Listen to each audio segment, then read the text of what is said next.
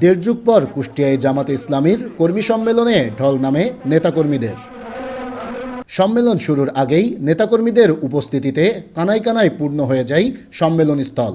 প্রকাশ্যে এমন সভায় যোগ দিয়ে উচ্ছ্বাসিত নেতাকর্মীরা। প্রায় 54 বছরের মাথায় আমরা শোষণ নিপীড়ন যুক্ত সমাজ দেখেছি। আমরা এখন চাই আল্লাহর আইন, সৎলোকের শাসন।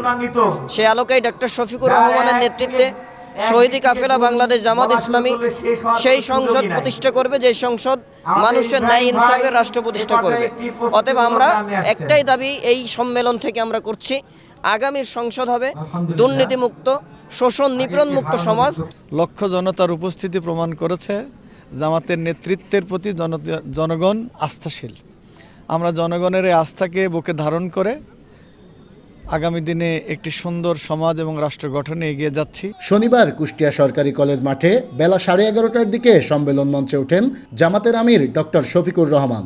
বক্তব্যে তিনি বলেন, শেখ হাসিনা সরকার ও তার আত্মীয় স্বজন মিলে দেশের অর্থনীতিকে ধ্বংস করেছে, উন্নয়ন প্রকল্পের নামে লুটপাট করে ফোকলা বানিয়েছে দেশকে।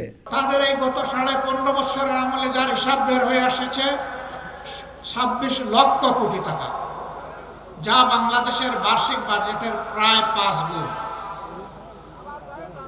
দেশের সম্পদ শুধু বিদেশে যা পাচার করেছেন।